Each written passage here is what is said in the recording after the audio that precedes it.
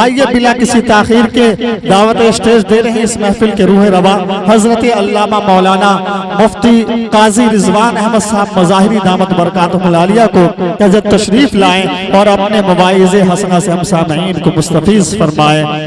بسم اللہ الرحمن الرحیم وبہ نستعین وعلی آلہ واصحابہ اجمعین اما بعد اعوذ باللہ من الشیطان الرجیم بسم اللہ الرحمن الرحیم کنتم خیر امت اخرجت للناس تعمرون بالمعروف وتنہون عن المنکر وتؤمنون باللہ وقال اللہ تعالی فی موضع آخر ومن يقنط منكن لله ورسوله وتعمل صالحا نؤتها أجرها مرتين واعتدنا لها رزقا كريما يا نساء النبي لستن كأحد من النساء إن اتقيتن فلا تخزان بالقول فيطمع الذي في قلبه مرض وقلنا قولا معروفا وقرنا في بيوتكن ولا تبرجنا تبرج الجاهلية الأولى وأقمنا الصلاة وآتينا الزكاة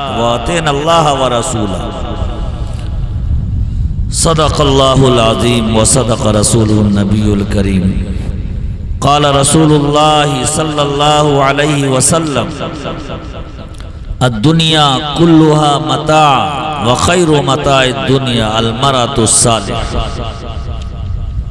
او كما قال علیہ الصلاۃ والسلام۔ بزرگوں، دوستوں، دینی بھائیوں،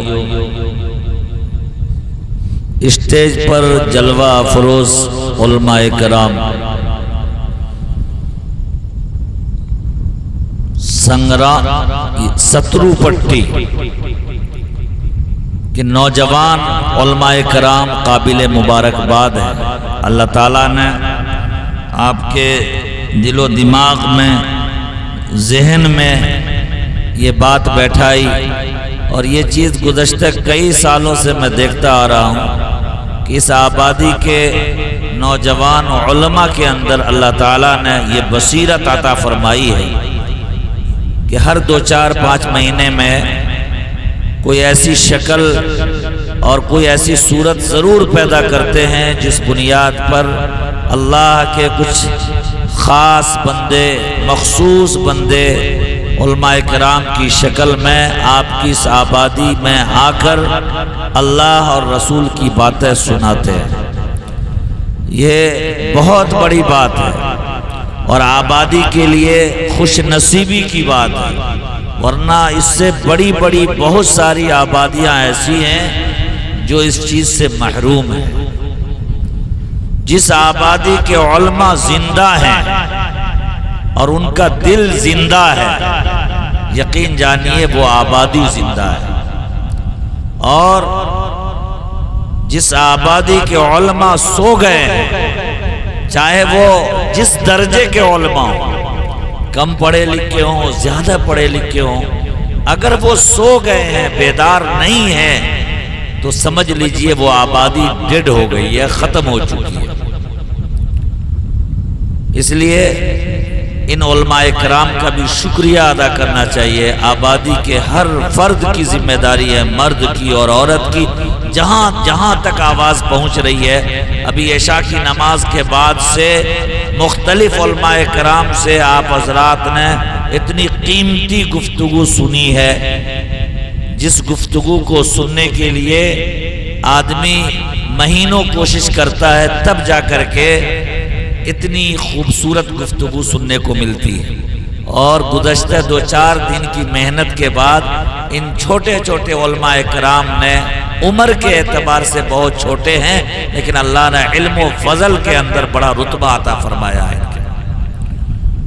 2-4-5 دنوں کی محنت اور آپ کا تعاون اور آپ کی محبت کی بنیاد پر اتنا بہترین پروگرام سجایا ہے۔ مختلف موضوعات پر بزرگوں، دوستوں، آپ لوگوں نے سنا ہے۔ اللہ سے دعا کیجئے کہ کارآمد اور مفید باتوں پر عمل کی توفیق نصیب فرمائے۔ یہ آواز چونکہ عورتوں کے کانوں میں بھی جا رہی ہے، اور اس آبادی سے خاص مناسبت مجھ کو بھی ہے۔ گزشتہ 15 سالوں سے تو تقریباً اس آبادی میں آنا جانا ہوتا رہا ہے، سردست اس آخری وقت میں بہت زیادہ لمبی گفتگو نہیں کرنی ہے، دو ضروری اور اہم پیغام دے کر کے اپنی گفتگو ختم کروں گا، دو ضروری پیغام دے کر کے۔ ایک کا تعلق ہمارے گھر کی چوکٹ کے اندر کے اور دوسرے کا تعلق پورے سماج اور معاشرے سے۔ ایک کا تعلق ہر فرد کے گھر کے اندر کے ماحول سے ہے اور دوسرے کا تعلق پورے سماج اور پورے معاشرے سے۔ پہلی بات جس کا تعلق ہمارے گھر کی چوکٹ کے اندر سے ہے وہ ہمارا خانگی اور ازدواجی اور آپس کے معاملات اور آپس میں ایک دوسرے کے ساتھ کیسے زندگی گزاری جائے، اس تعلق سے۔ یقیناً اس سے پہلے بہت ساری کتابوں میں بہت سارے علماء سے اس موضوع پر بہت کچھ سنا ہوگا اور سننا بھی چاہیے، لیکن اللہ کی توفیق خاصے لوگوں کو ملتی ہے اور اس پر عمل بھی کر لیتے ہیں۔ لیکن میرا تجربہ اور مشاہدہ یہ ہے کہ اتنے سارے علماء کی محنت، اتنی ساری کتابوں کے پڑھنے کے باوجود بھی آج ہمارے گھر کے چوکٹ کے اندر دین مردہ ہو چکا ہے، شریعت کا جنازہ اٹھ چکا ہے۔ ہم دیندار صرف اور صرف مسجد کے اندر نظر آتے ہیں، دیندار صرف جمعہ کے دن نظر آتے ہیں، دیندار صرف ظہر عصر مغرب عشاء فجر میں نظر آتے ہیں، اور ہم کو لگنے لگا ہے کہ ہم کو جو شریعت ملی ہے وہ شریعت بالکل محدود ہے اور وہ مسجد کے در و دیوار کے درمیان ہی وہ شریعت گھومتی ہے، اس سے آگے ہم اور آپ آزاد ہیں۔ حالانکہ اللہ کے نبی صلی اللہ علیہ وسلم نے عبادات کے ساتھ ساتھ چار اور چیزوں کا تذکرہ کیا ہے جس کا تعلق براہ راست ہمارے گھریلو زندگی سے، اور یہ سب شریعت کا حصہ ہے، یہ سب دین کا حصہ ہے، اور ہم لوگوں کے ذہن و دماغ سے اس اہمیت کو ہٹا دیا گیا ہے، ختم کر دیا گیا ہے۔ دھیرے دھیرے دیندار طبقوں کے ذہن و دماغ سے بھی یہ بات ہٹتی چلی جا رہی ہے، ہم علماء طبقہ کے ذہن و دماغ سے بھی یہ بات ختم ہوتی چلی جا رہی ہے کہ دین اور دین پر عمل کرنا گھر میں بھی کیا ضروری ہے، یہ بات ختم ہوتی چلی جا رہی ہے۔ یہ بہت افسوسناک پہلو ہے۔ خوب اچھی طرح یاد رکھیے، اللہ تعالیٰ نے قرآن پاک میں عبادتوں کا جو ذکر کیا ہے اور عبادتوں کے بارے میں جو احکامات دیے ہیں وہ بہت تھوڑی سی آیتیں ہیں جس کے ذریعے سے علماء کرام اس کی تفسیر بیان کرتے ہیں اور احکامات اس سے مستنبط کرتے ہیں، اور پھر عبادتوں کے سلسلے میں آداب اور شرائط فرائض بتائے گئے۔ بہت مخصوص آیت ہے، لیکن ایک عجیب و غریب چیز آپ سمجھ لیجئے کہ عبادتوں کے بعد جو گھریلو زندگی ہے، معاشرتی زندگی ہے، ازدواجی زندگی ہے، شوہر بیوی کے درمیان کی زندگی ہے، بھائی بھائی کے درمیان کی زندگی ہے، ماں بیٹی کے درمیان کی زندگی ہے، بہو اور ساس کے درمیان کی زندگی ہے، بہو اور سسر کے درمیان کی زندگی ہے، نند اور بھابھی کے درمیان کی جو زندگی ہے، اس زندگی کو شریعت نے اور خود اللہ پاک نے بڑی تفصیل کے ساتھ، عبادتوں کی تفصیل سے زیادہ تفصیل کے ساتھ سمجھانے کی کوشش کی۔ پوری سورۃ النساء، سورہ بقرہ کی اکثر آیتیں، سورہ طلاق کی آیتیں، سورہ نور کی آیتیں، سورہ تغابن کی آیتیں، اتنی کثیر تعداد میں احکامات ایسے دیے گئے ہیں جو احکامات ہمارے گھر کے چوکٹ کے درمیان گھوم رہے ہیں۔ لیکن ہمارا اور آپ کا مشاہدہ یہ ہے کہ ہم اپنے گھر کے چوکٹ کے اندر جب داخل ہوتے ہیں تو ہم اپنی شریعت کو پیچھے ہم کہیں چھوڑ آتے ہیں اور وہاں جانے کے بعد ہم اپنے آپ کو آزاد سمجھنے لگتے ہیں اور ہم جیسے چاہتے ہیں زندگی گزارتے ہیں. ہماری مائیں جیسے چاہتی ہے زندگی گزار رہی ہیں, ہماری بہنیں جیسی چاہتی ہے زندگی گزار رہی ہیں, ہماری گھر میں آنے والی پتو اور بہو جس طرح چاہتی ہے وہ زندگی گزار رہی ہے. گویا وہاں سے یہ پیغام دینے کی کوشش کرتی ہے کہ شریعت کی جگہ تو مسجد ہے اور شریعت کی جگہ تو مدرسہ ہے اور شریعت کی جگہ تو عیدگاہ ہے. گھر میں شریعت کی کیا ضرورت ہے؟ گھر میں شریعت کی کیا ضرورت ہے؟ اللہ کے رسول صلی اللہ علیہ وسلم نے گھر میں شریعت کو سمجھانے کے لیے 11 شادیاں فرمائی. کتنی؟ کہ شریعت کا تعلق گھر سے ہے, شریعت کا تعلق چوکھٹ سے ہے, شریعت کا تعلق اس جگہ سے ہے جہاں ہم کھانا کھاتے ہیں, اس جگہ سے ہے جہاں ہم سوتے ہیں, اس جگہ سے ہے جہاں ہمارے اپنے رہتے ہیں. یعنی پورے معاشرے سے, پورے سماج سے, پوری سوسائٹی سے شریعت کا تعلق. ہم مسلمان ایمان والوں کے لیے کوئی ایک ساعت, کوئی ایک گھڑی, کوئی ایک پل, کوئی ایک وقت ایسا خالی نہیں ہے جہاں شریعت کا کوئی نہ کوئی مطالبہ ہم سے نہ کیا گیا اور شریعت نے کوئی تقاضا ہم سے نہ کیا گیا. ہم کو جانوروں کی طرح آزاد نہیں چھوڑا گیا ہے.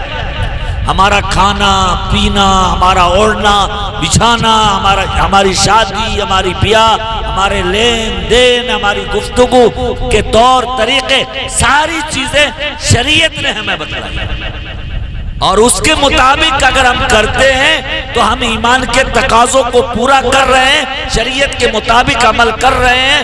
اگر ان چیزوں کو فالو نہیں کرتے یا کوئی عورت نہیں کرتی, کوئی بہن نہیں کرتی, خدا پاک کی قسم وہ سچا اور پکا مومن یا مومنہ نہیں. میرے بھائیوں, میرے بزرگوں, میں نے اس تمہید کو اس لیے سامنے رکھا ہے کہ گھریلو مسائل سے چونکہ میرا آمنا سامنا ہوتا ہے اور صرف شوہر بیوی کے مسئلے ہی میرے سامنے نہیں آتے بلکہ بھائی بھائی کے درمیان کے مسئلے بھی آتے ہیں, بیٹے اور باپ کے درمیان کے معاملات بھی آتے ہیں اور ساس اور پتوں کے درمیان کے حالات بھی میرے سامنے آتے ہیں. جب ان حالات کو, ان معاملات کو میں جب پڑھتا ہوں, سنتا ہوں تو مجھے افسوس ہوتا ہے. ایسے گھرانوں کے بھی حالات آتے ہیں جن گھرانے کے مرد حضرات کی زندگیوں میں نماز بھی ہے, روزہ بھی ہے, حج بھی ہے, الحمدللہ چلے 4 مہینے بھی لگے ہوئے ہیں, لیکن گھر کی چوکھٹ کے اندر کی زندگی شریعت سے بالکل الگ نظر آتی ہے. کسی عورت کے ذہن و دماغ میں یہ بات نہیں پیدا ہوتی کہ ہم بھی ایمان والی ہیں, ہم سے بھی کچھ ایمان تقاضا کرتا ہے اور شریعت کا تقاضا ہم سے بھی. آپ گھروں میں جھانک کر کے دیکھیے, آج کون ایسی 2 عورت ہے جن 2 عورتوں کے درمیان دوری نہیں ہے, جھگڑے نہیں ہیں, اختلاف نہیں ہے. ہر ایک عورت دوسرے کی چغلی کر رہی ہے, اس کی برائی بیان کر رہی ہے, چاہے وہ ساس ہو, چاہے پتو ہو, چاہے نند ہو, چاہے بھابی ہو, چاہے ایک بھائی ہو, دوسرے بھائی کی برائی کر رہا ہے. بڑا چھوٹے کی برائی, چھوٹا بڑے کی برائی. یہ ہمارے گھر کے اندر کے حالات, اور ہم نماز پڑھ رہے ہیں, اللہ سے مانگ رہے ہیں. یعنی ہم نے دین کو اور شریعت کو محدود کر دیا ہے. آج گھر کے حالات اتنے خراب ہو چکے ہیں, اتنے خراب ہو چکے ہیں کہ اچھے گھرانے میں لوگ پریشان ہیں اور جھگڑے ختم نہیں ہو رہے ہیں. بھائی کا بھائی پر سے اعتماد اٹھ گیا, اٹھتا چلا جا رہا ہے. کوئی بھائی کسی اپنے سگے بھائی پر اعتماد کرنے کے لیے تیار نہیں. جب تک وہ چھوٹے ہوتے ہیں, دودھ پیتے ہوئے ہوتے ہیں, کھیلتے ہوئے ہوتے ہیں, ایک دوسرے سے کتنی شدید محبت ہوتی ہے. ایک دوسرے کے بغیر کھانا اور پینا اور سونا برداشت نہیں کر پاتا. لیکن پتہ نہیں کیا عجیب کون ایسی زہر پلا دی جاتی ہے، کون ایسی نئی چیز سامنے آ جاتی ہے کہ جب دونوں بھائیوں کی جب شادیاں ہو جاتی ہے پھر دونوں بھائیوں میں دوری پیدا ہو جاتی ہے۔ جب یہی دو بھائی چھوٹے ہوتے ہیں، 8 سال کے، 7 سال کے، 5 سال کے، کتنی شدید محبت ہوتی ہے۔ اگر ایک کو چوٹ لگتی ہے دوسرا بھی رونے لگتا ہے، اگر ایک کو کوئی دکھ ہوتی ہے، کوئی کانٹا چبھتا ہے، دوسرا بھی تلملا اٹھتا ہے۔ لیکن جیسے ہی دونوں بھائی کی شادی ہوتی ہے گھر کا ماحول یکلخ بگڑ جاتا ہے، بدل جاتا ہے۔ مجبور ہو کے آپ کو کہنا پڑے گا کہ گھر میں جب کوئی حوا کی بیٹی قدم رکھتی ہے، کوئی عورت جب آتی ہے تب جا کر کے گھر کا جنازہ نکلنے لگتا ہے، گھر کا ماحول بگڑ جاتا ہے۔ یہ بات سچ ہے اور حق ہے، لیکن یہ بھی سچ اور حق ہے کہ عورتوں کو مردوں نے سمجھا ہی نہیں، عورتوں کو مردوں نے سمجھا ہی نہیں۔ عورت چاہے ماں کی شکل میں ہو تب بھی بیٹوں نے سمجھنے کی کوشش نہیں کی ہے، عورت چاہے بہن کی شکل میں ہو جب بھی بھائیوں نے پہچاننے کی کوشش نہیں کی ہے، عورت اگر بیوی کی شکل میں ہو تو شوہروں نے پہچاننے کی کوشش نہیں کی ہے اور پہچاننے میں ناکام رہے۔ عورت اگر بیوی کی شکل میں ہو شوہروں نے پہچاننے میں خطا کی ہے، شوہر تقابل میں آ جاتا ہے، مقابلہ کرنے لگتا ہے، شوہر اس سے بدلے کے بھاونے کے ساتھ زندگی گزارنا چاہتا ہے، اور شوہر یہ چاہتا ہے کہ جس طریقے سے میں گھر کے کام کاج کو وقت پر کر لیتا ہوں، جتنی طاقت کے ساتھ میں کر لیتا ہوں، میری آنے والی بیوی بھی اتنی طاقت اور قوت کے ساتھ گھر کے تمام کام کاج کو کر لے۔ حالانکہ اللہ نے ایسی بناوٹ عورت کی بنائی نہیں، اللہ نے عورت کو کمزور بنایا ہے، چاہے وہ آپ کی بیٹی ہو، آپ کی بیوی ہو، آپ کی ماں ہو، اللہ نے اس کو نازک بنایا ہے، اللہ نے کمزور بنایا ہے، وہ جسمانی اعتبار سے بھی کمزور ہے، عقل کے اعتبار سے بھی کمزور ہے۔ یہ کیسے ممکن ہے کہ مرد کے شانہ بشانہ عورت چل سکے؟ آج لڑائی گھروں میں اسی لیے زیادہ تر گھروں میں پیدا ہو رہی ہے کہ مرد یہ چاہتا ہے کہ ہماری ہر کہی بات کو عورت مان لے۔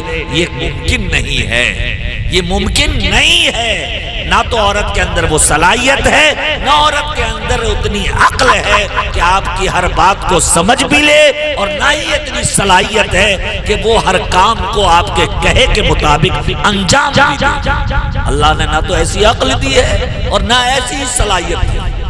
اس راز کو آج کا نوجوان بھی سمجھنے کے لیے تیار نہیں، اور حد تو جب ہو جاتی ہے جب کوئی بوڑھا بھی پوری زندگی گزارنے کے بعد اپنی بوڑھی عورت کے مزاج کو اور اس کی کمزوریوں کو سمجھنے کے لیے تیار نہیں ہوتا۔ حد تو تب ہو جاتا، ورنہ اگر کوئی بوڑھا اپنے بوڑھی عورت کے مزاج کو، اس کی نزاکت کو، اس کی کمزوریوں کو سمجھ لیتا، گزشتے 40 سالوں میں، گزشتے 30 سالوں میں، گزشتے 50 سالوں میں خدا پاک کی قسم کسی بوڑھے اور بوڑھی کے درمیان کبھی کوئی طلاق کا واقعہ نہیں ہوگا۔ نہ سمجھنے کی وجہ سے طلاق کے واقعات ہوتے۔ بوڑھے نے کہا کہ یہ کام نہیں کرو، بڑھیا ماننے کے لیے تیار نہیں، وہ کروے کرے گی۔ اب یہیں پر بوڑھا کو غصہ آتا ہے، بوڑھا کو غصہ آتا ہے، کہا مڑوا کی روٹی نہیں بنانی ہے، وہ کہے گی آج ہم بنے بے کریں گے۔ کہا آج فلاں جگہ نہیں جانا، وہ کہے گی ہم جیبے کریں گے۔ کہا ہم ہل جوت کے آ رہے ہیں، ہمارے لیے چائے تیار رہنی چاہیے، اور جب ہل جوت کے آیا تو دیکھا کہ بوڑھی سو رہی ہے۔ تو اب یہاں پر ظاہر ہے کہ وہ طیش میں آئے گا، غصے میں آئے گا، لیکن یہاں پر یہ بوڑھا ایک راز کو بھول جاتا ہے، ایک سبق کو بھول جاتا ہے، جس سبق کو اللہ تعالیٰ نے شروع دن سے بتا دیا تھا کہ عورت کمزور ہے عقل کے اعتبار سے بھی، عورت کمزور ہے جسمانی اعتبار سے بھی، طاقت کے اعتبار سے بھی۔ یہ ممکن نہیں ہے کہ تمہاری ہر کہی بات کو سمجھ بھی جائے اور ہر مطالبے کو عورت پوری بھی کرے۔ اگر اس راز کو مرد اور بوڑھا سمجھ لے تو کسی بوڑھی سے اس کا کوئی اختلاف نہیں، کوئی نوجوان سمجھ لے تو اس کی آنے والی بیگم سے کوئی اختلاف نہیں ہوگا، اور گھر کا ماحول شانت رہے گا، گھر کا ماحول بہتر رہے گا۔ لیکن عام طور پر ایسا ہوتا نہیں۔ میرے بھائیوں، اللہ تعالیٰ نے آدم کو مٹی سے پیدا کیا، پتلا بنایا، لیکن عورت کو، حوا کو آدم کی پسلی سے پیدا کیا۔ عورت کو، حوا کو آدم کی پسلی سے پیدا کیا۔ اللہ اگر چاہتا تو جس طرح آدم کو مٹی سے بنایا، کامل مکمل انسان بنایا، اللہ ہر چیز پر قادر تھا۔ اللہ چاہتا تو حوا کو بھی مٹی کے پتلے سے تیار کرتا اور اس کے اندر روح ڈھونڈتا۔ علماء نے لکھا ہے کہ آدم کی پسلی سے پیدا کر کے اللہ نے یہ بتانے کی کوشش کی ہے کہ دیکھو مرد حضرات، سمجھ لو کہ عورت تمہارے جسم کا ایک حصہ ہے، تمہارے جسم کا ایک حصہ ہے، لیکن تمہارے جسم کی اس حصے سے عورت کی پیدائش ہوتی ہے جو حصہ تمہارا ٹیڑھا ہے۔ پسلی ٹیڑھی ہوتی ہے، پسلی کی ہڈی ٹیڑھی ہوتی ہے، وہاں سے حوا کی پیدائش ہوئی ہے۔ اللہ یہ بتانے کی کوشش کر رہے ہیں کہ یہ عورتوں کے اندر ٹیڑھا پن، عورتوں کے اندر کجی، عورتوں کے اندر کمی، عورتوں کے اندر نقص، یہ قیامت کی صبح تک باقی رہے، اس کو کوئی ختم نہیں کر سکتا۔ اور آج کا نوجوان کہتا ختم کیسے نہیں کریں گے، ہم تو 1 منٹ میں ختم کر دیں گے، اور الحمدللہ وہ کر بھی دیتا ہے 1 منٹ میں ختم۔ کہا کہ آج میں کہ نہیں جانا ہے، وہ کہے گی آج ہم ایک باپ کی بیٹی ہے، جا کے دکھائیں گے۔ شوہر کہتا کہ ہم آج ہی تمہارے اس ضد کو ہم ختم کر دیں گے، وہ ضد کو ختم نہیں کرتا، اپنی زندگی کا خاتمہ کر لیتا ہے۔ اللہ تعالیٰ نے مرد کی پسلی سے عورت کو نکالا ہے یہ بتانے کے لیے کہ عورت تمہاری ہمسفر ہے، عورت تمہاری رفیق حیات ہے، چاہے وہ بیوی کی شکل میں ہو، چاہے بال کی شکل میں، چاہے ماں کی شکل میں، وہ تمہارے لیے خوبصورت ایک پھول ہے۔ آپ اس کی حفاظت کیجئے، اس سے فائدہ اٹھائیے۔ اللہ کے نبی صلی اللہ علیہ وسلم نے فرمایا الدنیا کلھا متاع وخیر متاع الدنیا المرأۃ الصالحہ۔ یہ دنیا فائدہ اٹھانے کی چیز ہے، دنیا سے نفع اٹھاؤ، اور دنیا میں سب سے بہترین اگر کوئی نفع دینے والی کوئی چیز ہے تو نیک عورت ہے، نیک بیوی ہے، نیک عورت ہے۔ اس کجی کے باوجود، اس ٹیڑھا پن کے باوجود، اس نقص کے باوجود اگر اسی عورت کے اندر شریعت آ جاتی ہے، اسی عورت کے اندر تلاوت آ جاتی ہے، اسی عورت کے اندر اللہ کا خوف آ جاتا ہے، اسی عورت کے اندر دینداری آ جاتی ہے، اسی عورت کے اندر شوہر کے حقوق کا علم آ جاتا ہے، اسی عورت کے اندر اگر اپنے باپ کی محبت کے بارے میں پتہ چل جاتا ہے، اسی عورت کے اندر بھائی کی شفقت کے بارے میں اسے خبر ہو جاتی ہے، تو وہی عورت اپنے بھائی کی بھی پوجا کرنے لگتی ہے، اپنے شوہر کی بھی پوجا کرنے لگتی ہے، اپنے باپ کے قدموں کے نیچے اور باپ کے پورے سراپا کو جنت میں جانے کا ذریعہ اس ٹیڑھے پن کو، اس کجی کو، اس نقص کی کمی کو اللہ تعالیٰ نے شریعت کی تعلیم دے کر، قرآن کی تعلیم دے کر، نبی کی سنت کی تعلیم سے آراستہ اور پیراستہ کر کے کامل و مکمل بنا دیا ہے، اور فرمایا کہ سنو اگر کوئی نیک عورت ہے تو اس سے بہترین فائدہ اٹھانے کی چیز دنیا میں کوئی اور ہے ہی، اس سے بہترین کوئی اور چیز ہے۔ اس لیے میرے بھائیوں، بزرگوں، دوستوں، بہت تفصیل میں نہیں جا سکتا، میں بس اتنی گزارش کروں گا تمام نوجوانوں سے اور تمام بوڑھے حضرات سے بھی گزارش کروں گا، اللہ کے واسطے، اللہ کے واسطے عورت کی خلقت، عورت کی فطرت، عورت کی پیدائش پر غور کیجئے، کچھ پڑھیے، کچھ سمجھیے، کچھ سنیے علماء سے اور اس کو جگہ دیجئے اپنے دل و دماغ میں۔ اگر آپ مردوں کی حیثیت سسر کی ہے تو اپنے آنے والی بہو کی نزاکت کو، اس کے کمزوریوں کو، اس کے نقص کو، اس کی کمیوں کو جگہ دیجئے۔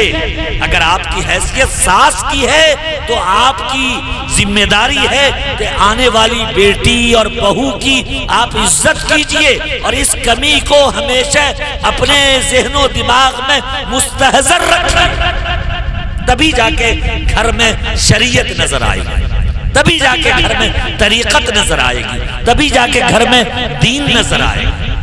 ورنہ گھر میں ہر وقت جنگ کا ماحول رہے گا، ہر وقت مقابلے کا ماحول رہے گا، ہر وقت تقابل کی کیفیت رہے گی، ہر وقت ہر کوئی ایک دوسرے کو نیچا دکھانے کی کوشش کرے گا۔ اور میں کہا کرتا ہوں، لوگ یہ کہتے ہیں کہ آنے والی بہو، آنے والی بیٹی، آنے والی پتو جب سے گھر میں آئی ہے گھر کا ماحول ختم، برباد ہو گیا۔ ہاں، بہت ساری ہماری بہن بیٹیاں ایسی ہوتی ہیں جن کی صحیح تربیت نہیں ہوا کرتی اپنے میکے میں، تو وہ جب کسی گھر کی زینت ہوتی ہے تو گھر کے ماحول کو پراگندہ کر دیتی ہے، پراگندہ کر دیتی ہے۔ لیکن عام طور پر میرا تجربہ اور مشاہدہ یہ ہے کہ گھر میں آنے والی بہو جب آتی ہے تو اس ارادے کے ساتھ آتی ہے کہ میں جس گھر میں جا رہی ہوں اس گھر کی جب محبت مجھے ملے گی، ساس کی محبت، سسر کی محبت، جی اپنے شوہر کی محبت، گھر کے تمام افراد کی محبت، وہ عزت کے ساتھ آتی ہے، وہ گھونگھٹ کے ساتھ آتی ہے، وہ پردے کے ساتھ آتی ہے۔ وہ آنے کے بعد پہلے ہی دن سے زبان نہیں چلاتی۔ کتنوں بدماش آنے والی کوئی اگر بہو ہوتی ہے، پتو ہوتی ہے، خدا پاک کی قسم پہلے دن سے اس کی زبان نہیں چلنے لگتی، بلکہ کئی دنوں تک تو اس کے چہرے کو اس کی ساس بھی نہیں دیکھ پاتی، کئی دنوں تک تو اس کے گھر کے در و دیوار بھی اس کا مشاہدہ اور اس کی زیارت نہیں کر پاتی۔ یہ آج بھی ہمارے معاشرے کی آنے والی بہو اور بیٹیوں کا رخ ہوتا کہ نہیں ہوتا؟ مہمان بن کے آتا ہے۔ اور ہمارے گھر کی ہماری مائیں کہتی ہے کہ بہوا تو ابھی مہمان ہے، تو کچھ نہیں کرو، تم چولہا چکی مت دیکھو، ابھی 4 دن 10 دن مہمان بن کے آئی۔ وہ بھی بیچاری مہمان بن کے آتی۔ اگر اس کی بدماشی کی نیت ہوتی، گھر کو خراب کرنے کی نیت ہوتی، گھر میں اٹھا پٹک کرنے کی نیت ہوتی، تو خدا پاک کی قسم پہلے دن سے گھر کو برباد کر دیتی۔ لیکن عام طور پر ہوتا یہ ہے کہ گھر میں پہلے سے عمر دراز ساس ہوا کرتی ہے جس کے پاس کچھ تجربہ بھی ہوتا ہے۔ عام طور پر 17، 18، 19 سال کی عمر میں کسی بچی کی شادی ہوتی ہے اور آپ 20ویں سال میں اس کے گھر اگر کوئی بیٹا پیدا ہوا تو اس دن سے لے کر کے اگلے 18-20 سال کے بعد اب کوئی پتو گھر میں آ رہی ہے۔ ہوتا کہ نہیں ہوتا؟ تو تقریباً 20 سال کا 22 سال کا تجربہ ایک عورت کو گھر گرہستی کا ہو چکا ہے، گھر کو چلانے کا ہو چکا ہے، بیٹوں کو چلانے کا ہو چکا ہے، بیٹیوں کو چلانے کا ہو چکا ہے۔ اب ان کے پاس اگر کوئی آ رہی ہے تو وہ ناتجربے کار آ رہی ہے، ناتجربے کار آ رہی ہے۔ ایسے وقت میں بڑی ذمہ داری ہو جاتی ہے ایک ساس کی کہ آپ کس چال سے اپنے گھر کو چلانا چاہتی ہے، کس ترکیب سے اپنے گھر کو سمیٹنا چاہتی ہے، کیسے ماحول اپنے گھر میں دینا چاہتی ہے۔ آپ مساوات کرتی ہیں کہ نہیں کرتی؟ آپ گھر میں مروت سے کام لیتی ہے کہ نہیں لیتی؟ آپ گھر میں چشم پوشی کا مظاہرہ کرتی ہیں کہ نہیں کرتی؟ کوئی سامان گر گیا، کوئی چیز پھوٹ گئی، کوئی چیز ٹوٹ گئی، کوئی کام وقت پر نہیں ہوا، پانی نہیں لایا گیا، سبزی نہیں بنی، چائے وقت پر نہیں بنی، صبح وقت پر بیدار نہیں ہوئی، یہ مرحلے تو آئیں گے۔ ایسے وقت میں ایک اماں کی، ایک ساس کی اب یہیں سے امتحان شروع ہو جاتا ہے۔ ہر آبادی میں آپ جائیں گے تو ہر گھر میں کہانی پتوں کی ملے گی، قاضی رضوان آپ کے سامنے ساس کی کہانی بیان کرتا ہے. جی یہ مذاق نہیں ہے بلکہ حقیقت ہے. ایک عجیب بات میں آپ کو بتاؤں، دنیا میں پہلے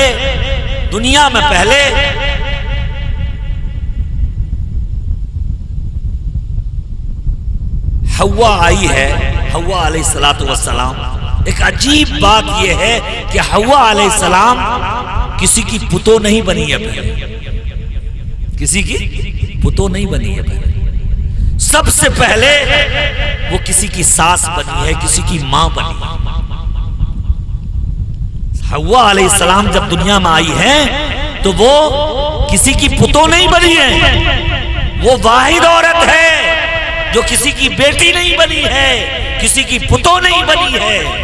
البتہ وہ واحد ایسی عورت ہے جو سب سے پہلے کسی کی ماں بنی ہے اور کسی کی ساس بنی ہے. پتا چلا کہ فرائض میں اور برتنے میں اور گھر کے کام کاج کو آگے بڑھانے میں اور گھر کے ماحول کو سلیقے کے ساتھ آگے بڑھانے میں بڑا رول ماؤں کا ہونا چاہیے اور ساسوں کا ہونا چاہیے.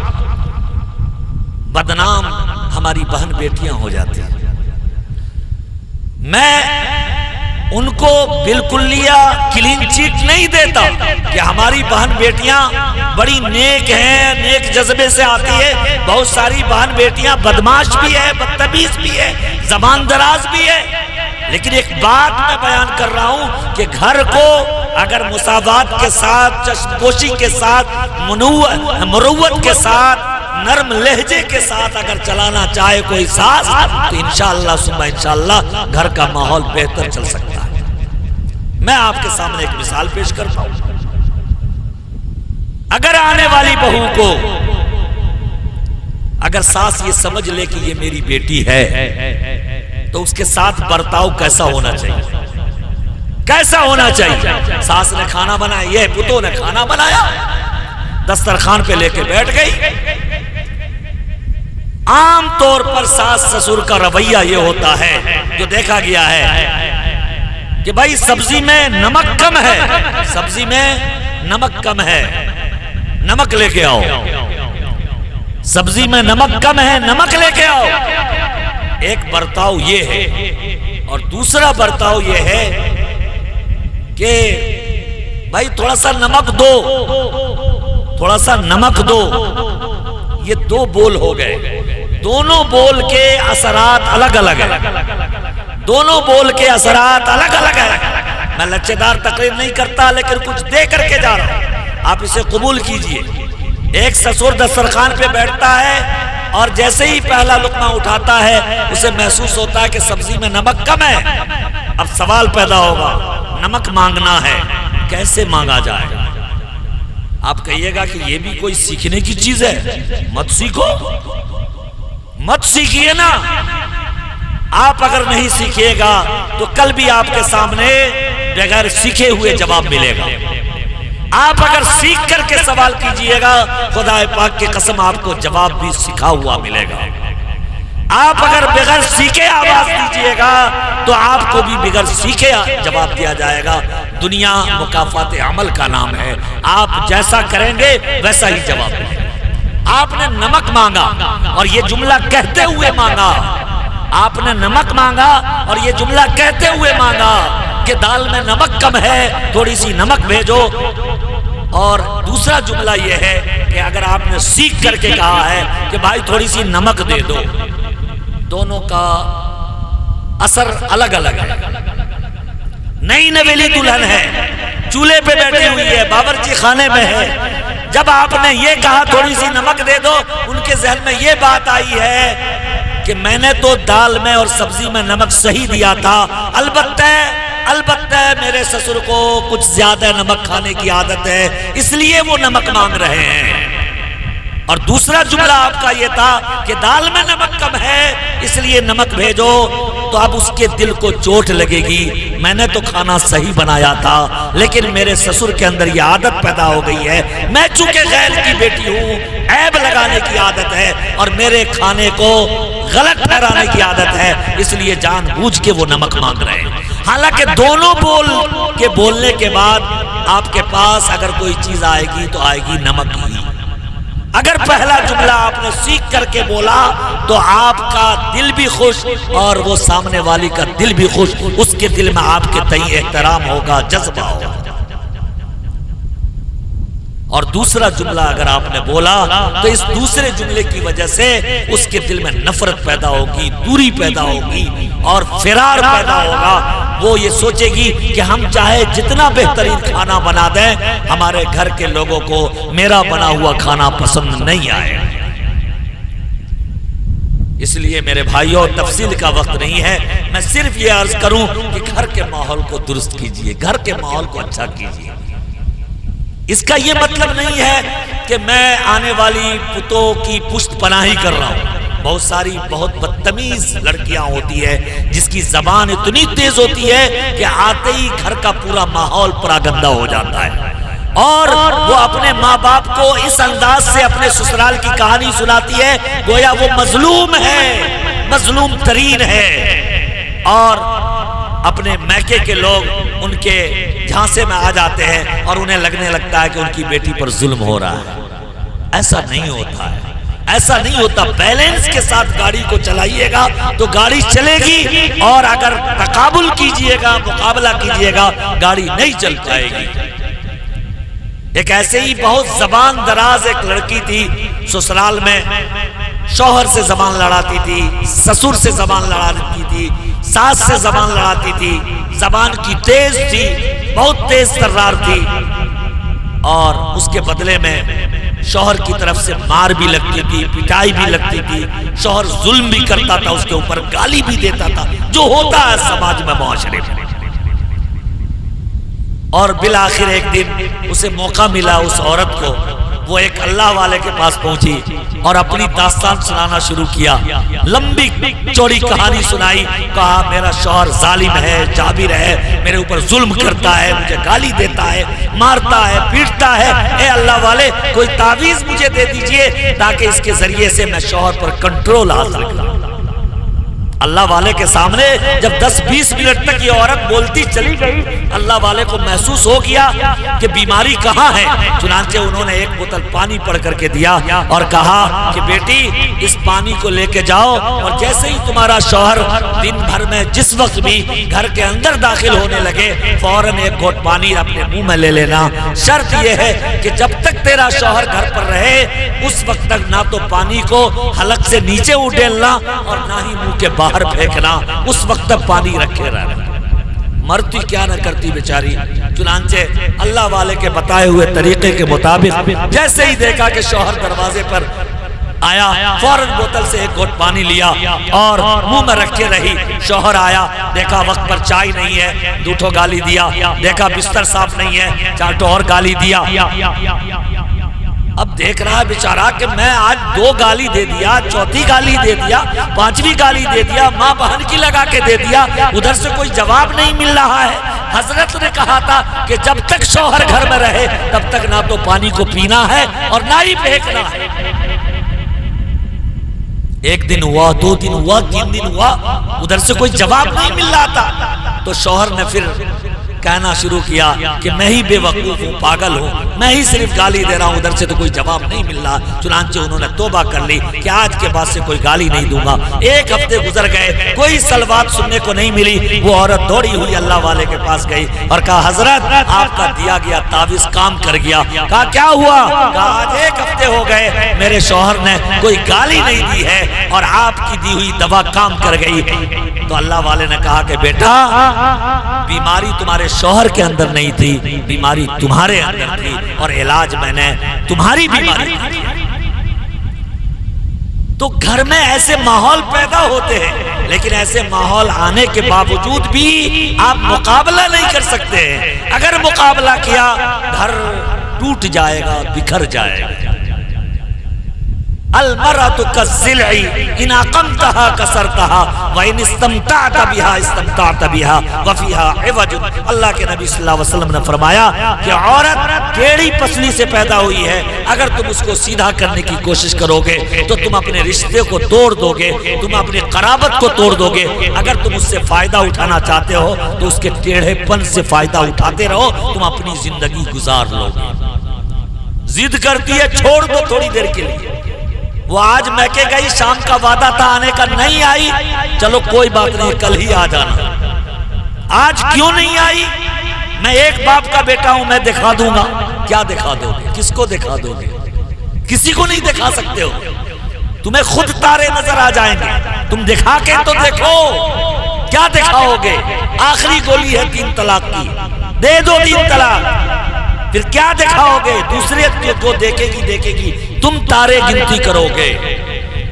اگر خدا نہ خواستہ بچے بھی ہو گئے 2 4 5 اور ایسے وقت میں تم نے دکھانے کی کوشش کی کہ ہم تم کو دکھا دیں گے اور تم کو یہ کر دیں گے، خدا پاک کی قسم تم زندگی ہار جاؤ گے. یہ وہ رشتہ ہے جس رشتے میں کوئی کسی سے جیت حاصل نہیں کرتا ہے بلکہ کوئی جیتنے کی کوشش کرتا ہے تو دونوں کے دونوں کی ہار ہو جاتی ہے. دونوں ہار جاتے ہیں، دونوں کی زندگی ختم ہو جاتی ہے. وہ الگ تڑپ رہی ہوتی ہے، وہ الگ تڑپ رہا ہوتا ہے، بچے بیچ میں پس جاتے ہیں، مر جاتے ہیں. اس موقع سے مجھے ایک واقعہ یاد آتا ہے. حضرت ام سلمہ رضی اللہ تعالی عنہا، اگر ہماری بہن بیٹیاں ہیں تو یہاں سنو، خوب غور سے سنو. ایک تاریخ میں یہ واقعہ، حدیث کی کتابوں میں یہ واقعہ مذکور ہے. ام سلمہ رضی اللہ تعالی عنہ جو نبی کریم صلی اللہ علیہ وسلم کی نکاح میں بعد میں آئی. ابو سلمہ ان کے شوہر کا نام تھا اور سلمہ ان کے بیٹے کا نام تھا. اس اعتبار سے ام سلمہ اس عورت کا نام ہوا. چنانچہ ابو سلمہ کا جب انتقال ہو گیا تو اس کے بعد نبی کریم صلی اللہ علیہ وسلم کی نکاح میں ام سلمہ رضی اللہ تعالی عنہ بھی آئی اور آپ بھی امہات المومنین میں سے. جب مکے کی زندگی میں ہیں اور ایمان قبول کر لیا، ابو سلمہ ابھی زندہ ہے، اس کی بیوی ام سلمہ زندہ ہے، اس کا بیٹا ایک چھوٹا سا 2 4 5 سال کا سلمہ زندہ ہے.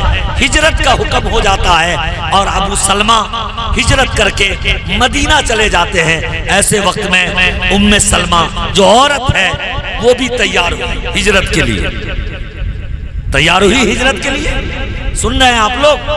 ہجرت کے لیے تیار ہوئی کہ میں اپنے شوہر کے پاس چلی جاؤں، بیٹا کو لے کر کے چلی جاؤں. جب ام سلمہ کے میکے والوں کو پتا چلا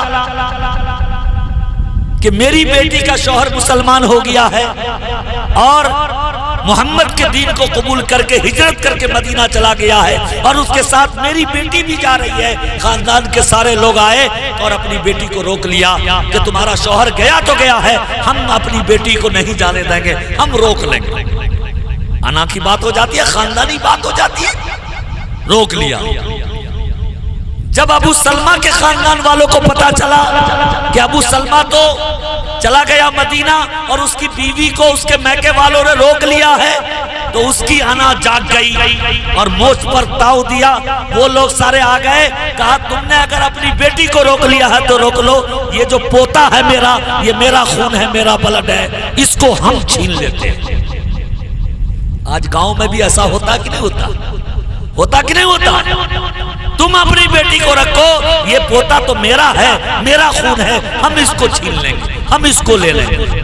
آج تو معاشرے میں ایسا ظلم ہوتا ہے کہ دودھ پیتے بچے کو بھی دادیال والے چھین لیتے ہیں ماں کی گود سے، دشمنی میں آ کر کے، مقابلے میں آ کر کے کہ تم اگر بیٹی تم کو میکے میں رہنا ہے تو رہو، لیکن یہ بچہ تو میرا ہے، یہ بچہ دادیال میں رہے گا. کرتے کہ نہیں کرتے؟ چنانچہ بچے کو چھین لیا. اب نقشہ سامنے، ابو سلمہ مدینے میں، اس کی بیوی ام سلمہ اپنے میکے میں، شیرخوار دودھ پیتا ہوا بچہ اپنے ددیال میں. 3 افراد تھے، تینوں 3 جگہ. اس ماں کا کیا عالم ہوگا جس ماں کی گود سے اس کا بچہ، دودھ پیتا ہوا بچہ، انا کی وجہ سے اور خاندانی عصبیت کی بنیاد پر چھین لیا جاتا ہو. آج بھی ہمارے پنچایتوں میں، آج بھی ہمارے جب لڑکا لڑکی کے درمیان خلا ہوتا ہے اور متارکت ہوتی ہے اور طلاق کے ذریعے سے معاملہ طے ہوتا ہے تو اس طرح کا منظر سامنے آ جاتا ہے. ام سلمہ چونکہ مسلمان ہو چکی تھی، شوہر کے دین کو قبول کر چکی تھی، وہ تو میکے چلی گئی، لیکن 2 دن 4 دن 10 دن کے بعد شوہر کی یاد آئی، بیٹے کی یاد آئی۔ لکھا ہے کتابوں میں کہ پہاڑوں پر چلی جاتی تھی اور وہاں جا کر کے شوہر کی یاد میں کچھ گنگناتی تھی، شعر پڑھتی تھی، شوہر کی محبت میں گنگناتی رہتی تھی اور روتی رہتی تھی۔ چنانچہ خاندان کے کچھ لوگوں کو بڑا ترس آ گیا اور بوڑھے پرانے لوگ ان کے خاندان کے پاس گئے اور کہا کہ او خاندان والو، کیوں تم اللہ کی بندی پر ظلم کرتے ہو؟ اس کا شوہر مدینہ میں ہے، بیٹے کو اس کے ددیال والوں نے چھین لیا ہے، یہ بیچاری مظلومہ شوہر اور بیٹے کی یاد میں یہاں پہاڑی پر بیٹھ کر کے رو رہی ہے۔ ظلم نہ کرو اللہ کے واسطے، اس کے بچے کو دلا دو اور اسے آزاد کر دو کہ یہ اپنے بچے کو لے کر کے اپنے شوہر سے جا ملے۔ چنانچہ اس کے خاندان والوں کو بھی ترس آ گیا اور بالآخر انہوں نے اپنی بچی کو آزاد کر دیا، پھر دادیال والوں نے اپنے پوتے کو بھی آزاد کر دیا اور پھر ایک دوسرے مسافر کے ہمراہ یہ وہاں سے ہجرت کر کے مدینہ طیبہ اپنے شوہر کے پاس آ گئے۔ یہ نظارہ آج بھی ہمارے معاشرے میں نظر آتا ہے، آتا کہ نہیں آتا؟ میرے بھائیوں، یہ اسلام نہیں ہے، یہ شریعت نہیں ہے۔ اپنے گھر کے ماحول کو درست کیجئے اور گھر میں دین کو زندہ کیجئے۔ یہ جتنے ماحول برپا ہوتے ہیں وہ اس لیے ہوتے ہیں کہ گھر میں دین نہیں ہے۔ وَمَن يَقْنُتْ مِنْكُنَّ لِلَّهِ وَرَسُولِهِ وَتَعْمَلْ صَالِحًا نُؤْتِهَا أَجْرَهَا۔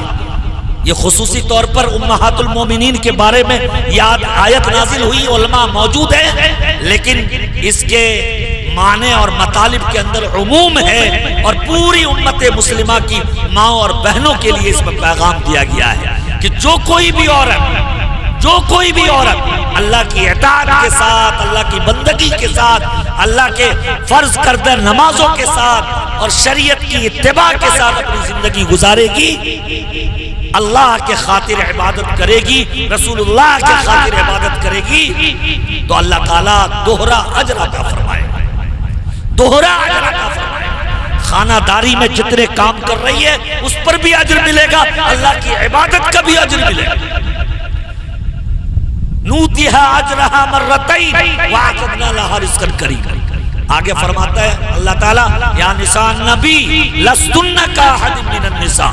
یہ حالات اس لیے آتے ہیں کہ ہمارے گھر کا نقشہ بدلا ہوا ہے، گھر میں دین نہیں ہے، ہماری عورتیں 6 مہینے ہو گئے مصلی نہیں بچھا ہے، رمضان ختم ہوا قرآن پہ جزدان لگا دیا گیا اور طاقوں کی زینت بن گئی۔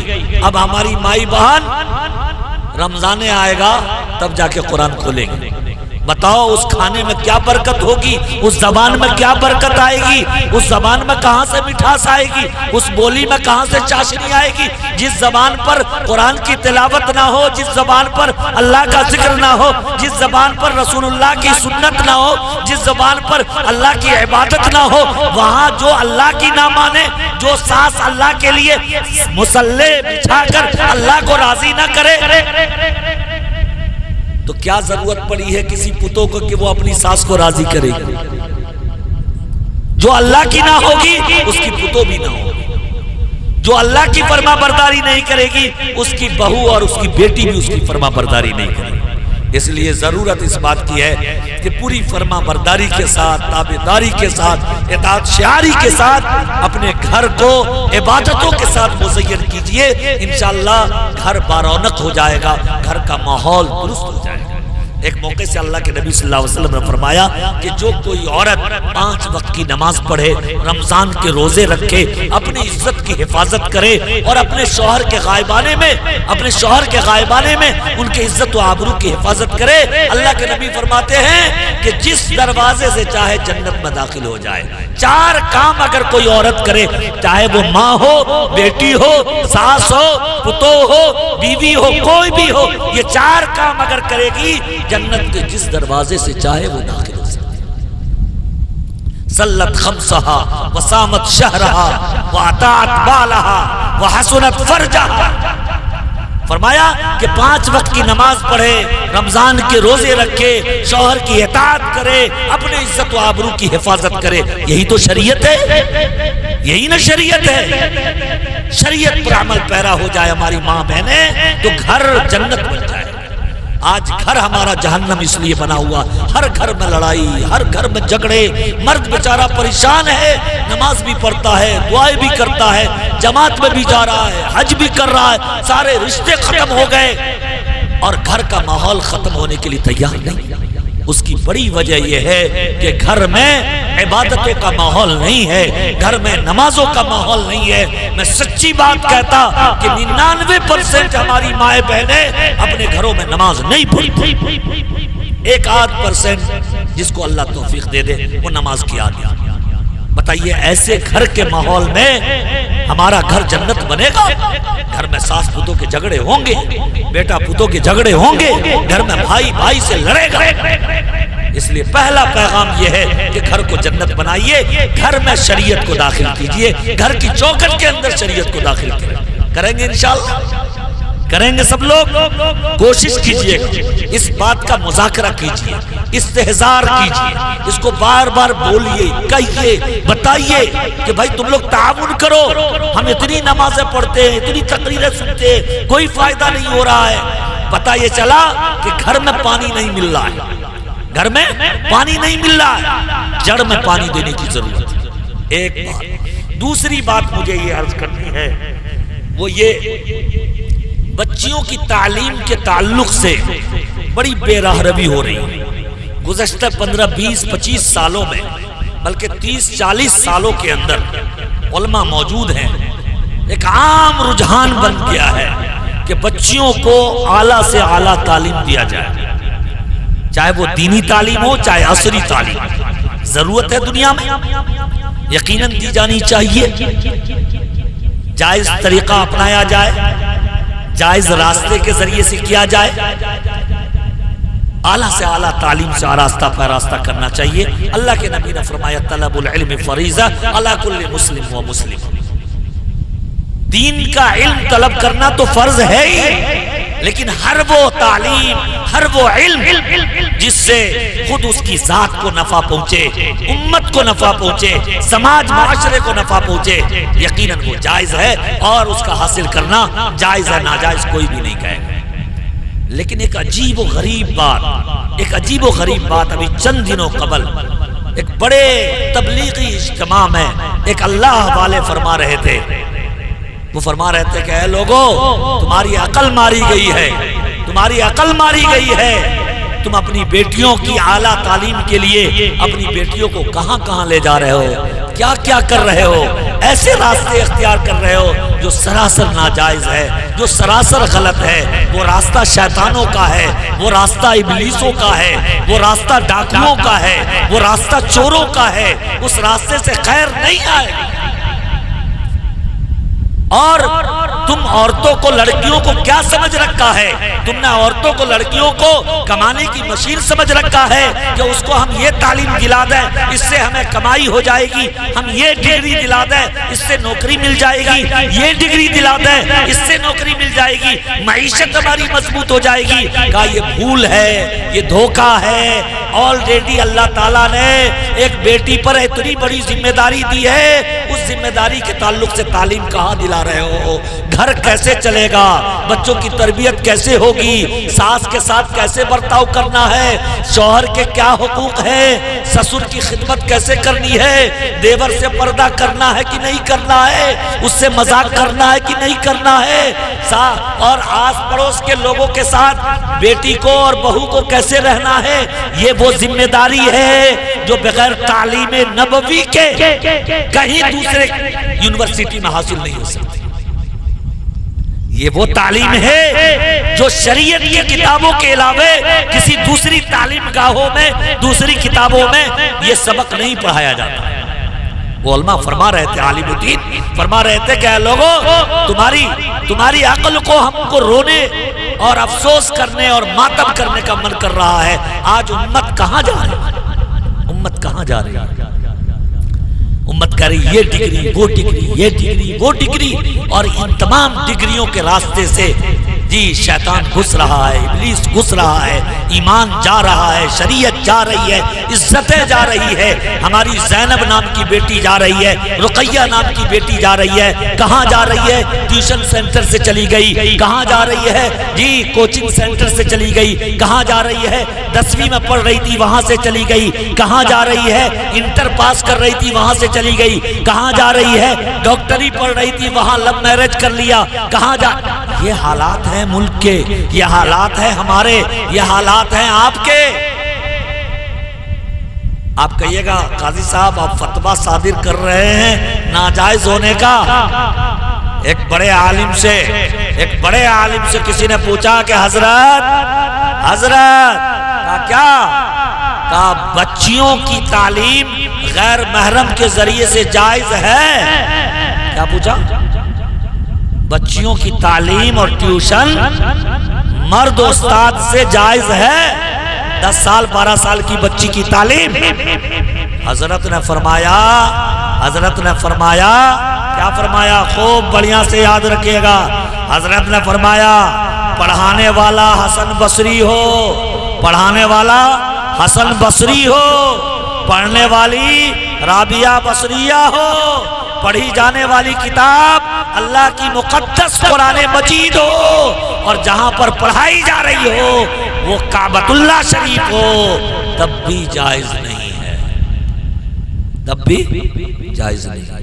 میرے بھائیوں میں تبصرے کے لیے یہاں نہیں آیا ہوں، بیٹی چاہے میری ہو، بیٹی چاہے آپ کی ہو، چاہے اس گاؤں کی ہو اس گاؤں کی ہو، آج غیر محسوس طریقے سے ہم اس گندگی کے اس طرح سے شکار ہو گئے ہیں کہ ہم کو اور آپ کو کسی کو یہ گندگی نظر نہیں آ رہی ہے۔ کھلے عام 8 سال کی بچی ٹیوشن سینٹر جا رہی ہے، 10 سال کی بچی ٹیوٹر کے پاس پڑھنے جا رہی ہے، کوچنگ کر رہی ہے، 10ویں کی تیاری کر رہی ہے، 8ویں کی تیاری کر رہی ہے، 11ویں 12ویں کی تیاری کر رہی ہے کہ نہیں کر رہی ہے؟ اور حضرت نے یہ فرمایا کہ پڑھنے والی حسن یہ رابعہ بصریہ ہو اور پڑھانے والے حسن بصری جیسا پائے کا بزرگ ہو، اللہ والا ہو، اور پڑھی جانے والی کتاب اگر کوئی ہو تو وہ قرآن مجید ہو، اور جس جگہ پڑھایا جا رہا ہو وہ خانہ کعبہ ہو، تب بھی فرمایا کہ یہ ناجائز ہے اور حرام ہے۔ یہاں تیسرا شیطان ہوگا، تیسرا شیطان ہوگا۔ میرے بھائیوں اسی نقشے کو سامنے رکھ کر کے ہم اپنے سماج اور معاشرے، اپنی بیوی اور بچے، اپنی بیٹی اور بہن کے بارے میں تھوڑا فیصلہ بدلیں، اپنا فیصلہ بدلیں۔ بہت سارے طریقے ہیں بچیوں کو ڈگری دلانے کے۔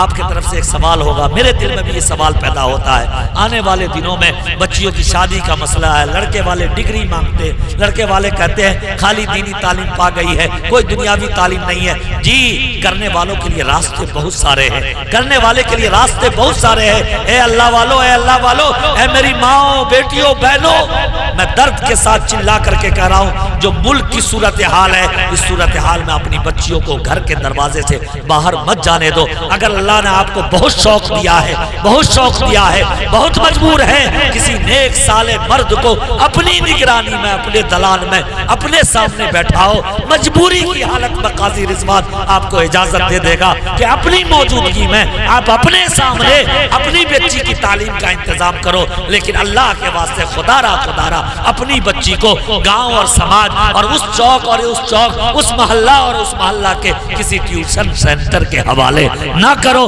کہ فجر کی نماز سے پہلے ہی اور فجر کی نماز کے بعد گاؤں کی بچیوں کا ایک تانتا لگ جاتا۔ 10 سال کی بچی، 12 سال کی بچی، 18 سال کی بچی، جس کو شیطان دیکھتا، جس کو جنات دیکھتا، جس کو بدماش دیکھتا، جس کی آنکھیں میلی ہوتی، جس کو بار بار دیکھ کر کے ہیجانی کیفیت پیدا ہوتی ہے، اپنی بچیوں کو ہوس کے پجاریوں کے سامنے مت جانے دو۔ دین نہیں ہے آج دنیا میں، شریعت نہیں ہے، اللہ کا ڈر اور خوف ختم ہو چکا ہے، اس لیے اپنی بچیوں کی عزت و آبرو کی حفاظت کرو۔